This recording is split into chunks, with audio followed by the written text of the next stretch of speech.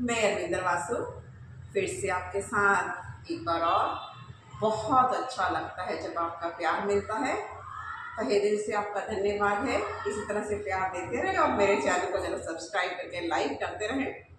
तो आज हम बात करते हैं एक राजा और सेवक के बारे में। राजा को बहुत एक शिल्प कला का शौक है, तो उसने हर राज्य में जाकर, हर प्रदेश में जाकर, हर देश में जाकर बहुत सारी मूर्तियाँ इकट्ठी कर ली हैं। अब उसके पास बहुत सारी मूर्तियाँ हो गई हैं, लेकिन उन सारी मूर्तियों में से उसको 3 मूर्तियाँ बहुत ज़्यादा पसंद है, उसको जान से ज़्यादा प्यार करता है और ये बात सभी को मालूम है। तो एक बार एक राजा का जो सेवक है वो ऐसे पहुँचता रहता है सारे सामान को, और उसमें से जो है एक मूर्ति जो है वो टूट जाती है। बात राजा को पता चलती है और राजा बहुत गुस्से में आकर कहता है कि इसको तो तुरंत जो है मृत्यु दंड दे दिया जाए।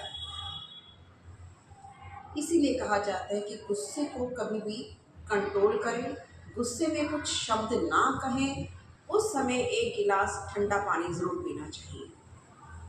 बाद में सोचना चाहिए। राजा आता है, सेवक को बहुत गुस्से में देखता है और बोलता है कि इसको तो मृत्युदंड दे दिया जाए।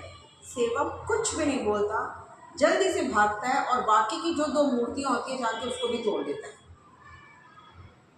राजा बहुत हैरान, सब जने बहुत हैरान कि इसने ये क्या कर दिया। तब राजा सेवक से पूछता है तुमको मृत्युदंड तो दे दी गया, लेकिन अब बताओ तुमने ये क्यों किया। तो सेवक बड़े नम्रता से कहता है कि राजा, ये मूर्तियाँ मिट्टी की बनी हुई हैं, नाजुक हैं, कोमल हैं। बाकी की भी 2 मूर्तियाँ किसी से भी कभी भी, कल नहीं परसों नहीं, लेकिन कभी तो टूटती थी, तब आप उसको भी मृत्युदंड देते थे उन 2 लोगों को। मुझे तो मिल ही चुका है, तो मैंने बाकी 2 लोगों का मृत्युदंड जो है बचा लिया है। राजा एकदम सोचने पे मजबूर हो जाता है कि जो मृत्यु के इतने नज़दीक खड़ा है, लेकिन उस समय भी वो दूसरों के बारे में सोच रहा है। राजा उसको बहुत प्यार से कहता है कि तुझे मृत्यु से डर नहीं लगा क्या।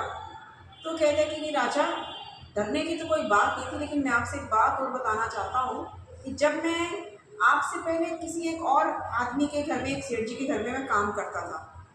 वो सेठ जी बहुत अच्छे थे, कुछ भी गलत हो गया तो बस वो ईश्वर को गालियाँ निकालना शुरू कर देते थे।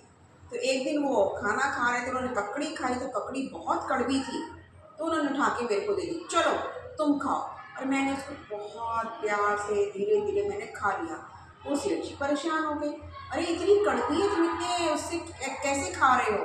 तो मैंने उनको भी यही जवाब दिया था कि सेठ जी, आप मुझे रोज़ इतना अच्छा स्वादिष्ट भोजन देते हो, एक दिन अगर आपने मुझे कुछ कड़वा दे दिया तो मुझे वो भी ग्रहण करना चाहिए, मुझे प्यार से खाना चाहिए।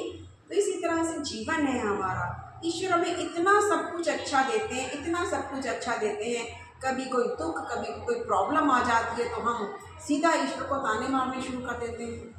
अरे शुक्राने में रहें, जो कुछ है बहुत अच्छा है।